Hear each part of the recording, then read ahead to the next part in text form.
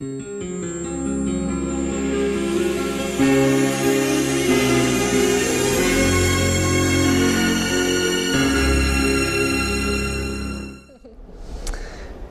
à l'Opéra de Marseille que nous avons choisi de terminer nos rencontres sur l'opéra pour vous parler de La Chauve-souris, de Johann Strauss fils, Johann Strauss II, en présence de Alexandre Duhamel.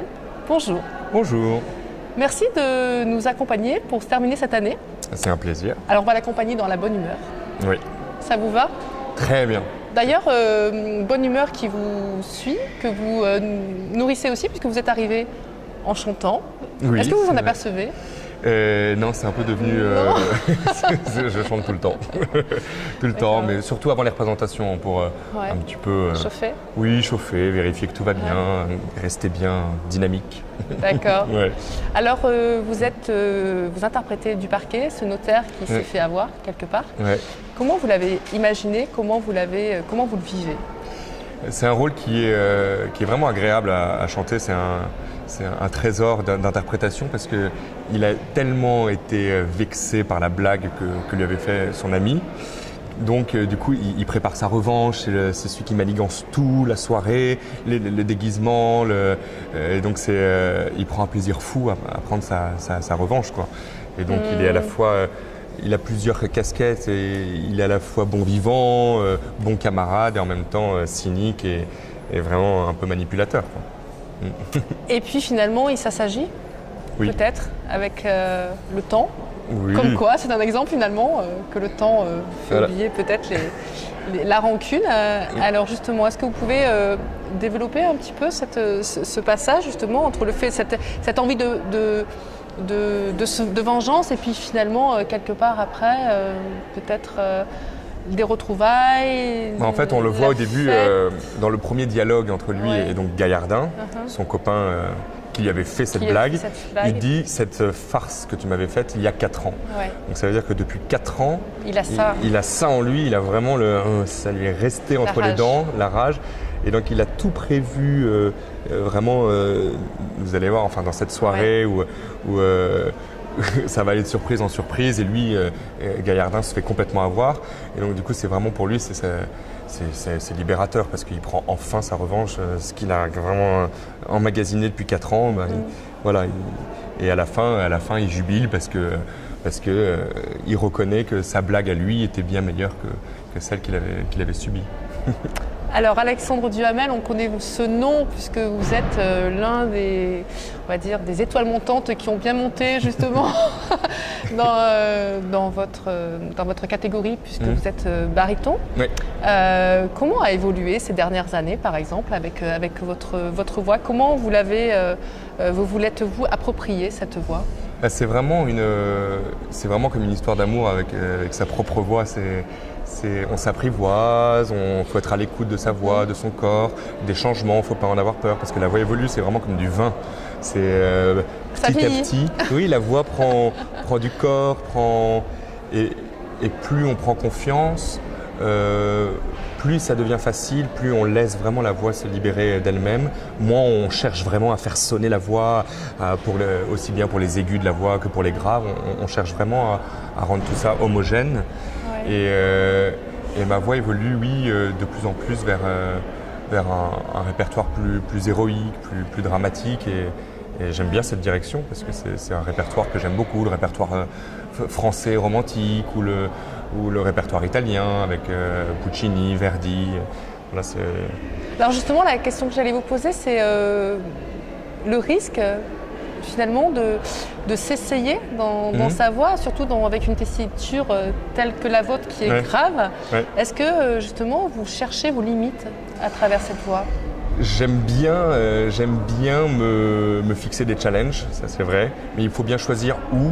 De ne pas s'abîmer aussi l'instrument? De ne pas s'abîmer, ça c'est sûr. Bon, avant d'accepter un rôle, évidemment, je l'essaie, je le travaille, je regarde les passages difficiles.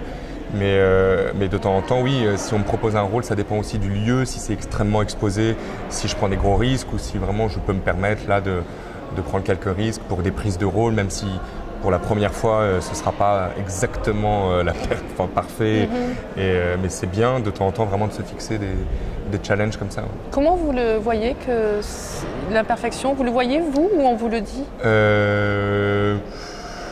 Non, je le vois. Déjà, moi, je m'enregistre beaucoup. Ouais. Donc, j'ai toujours mon téléphone quelque part pendant les répétitions, en représentation.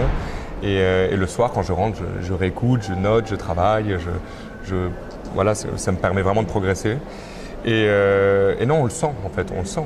Si à la fin d'une représentation, on a du mal à parler, que la voix est un peu éraillée, qu'on est fatigué, c'est que c'est pas très bon signe. Ouais. Mais pour le moment, ça n'avait pas encore arrivé. Donc ça veut dire que le chemin que je prends est un chemin sage. Vous êtes guidé aussi, j'imagine que j'ai une famille de conseillers, aussi bien par ma prof de chant que par mon agent ou même des amis chanteurs. J'ai quelques amis chanteurs, vraiment des amis très précieux avec qui on s'entraide, on partage, on se dit qu'est-ce que t'en penses, etc. D'où elle vient cette voix? Vous la ressentez d'où physiquement? Physiquement, quand vous les lancez, quand vous la prolongez? Je la sens,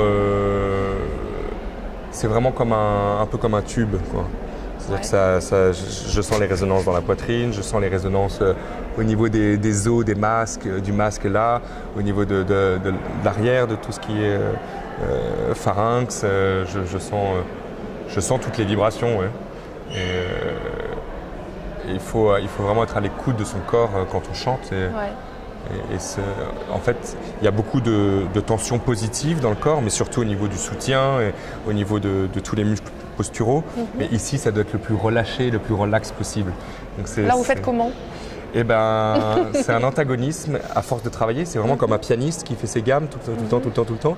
À force de bosser, on apprend à relâcher de plus en plus ici, à se faire confiance. Vraiment, la confiance, c'est tellement important parce que tout passe par la voix. Quand on est ému, quand on vient d'apprendre une bonne ou une mauvaise nouvelle, on est tout de suite, tout passe par là. Et donc, il faut apprendre à avoir ce recul nécessaire, à se dire non, là, c'est bon, je relâche, tout va bien.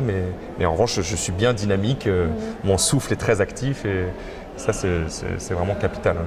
Alors, vous préservez comment, finalement, parce que c'est votre instrument Alors, la technique déjà, donc la technique vocale, travailler tous les jours la technique, faire mes exercices tous les jours. Oui, mais encore, il y a des choses que vous ne devez pas faire, peut-être, faire attention.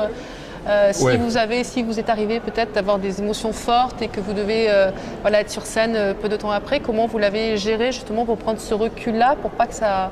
En fait, j'essaie de me mettre vraiment dans ma bulle. Dans votre bulle. Dans ma bulle, de me mettre dans mon personnage et de ne pas me soucier du regard des autres, du jugement des autres, de faire de mon mieux, de me dire que c'est un chemin, que tous les jours je cherche à progresser, à m'améliorer, mais c'est aussi une vraie hygiène de vie. Ça, c'est beaucoup de sommeil, il faut minimum 8 heures. Il faut parfois, quand je suis fatigué vocalement, quand je sens qu'on a beaucoup répété, je ne parle plus. Donc je communique avec mes proches par texto, même s'ils sont à côté. Dans l'alimentation, il faut faire attention aussi, c'est les produits laitiers, le fromage, les choses comme ça. C'est beaucoup de sacrifices. Ouais. Quel est le répertoire pour lequel vous êtes le plus à l'aise?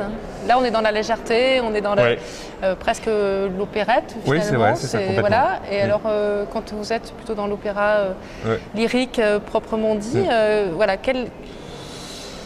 Et puis, vous faites aussi des concerts aussi lyriques aussi. Oui. Donc, quel est le répertoire sur lequel vous vous sentez le mieux?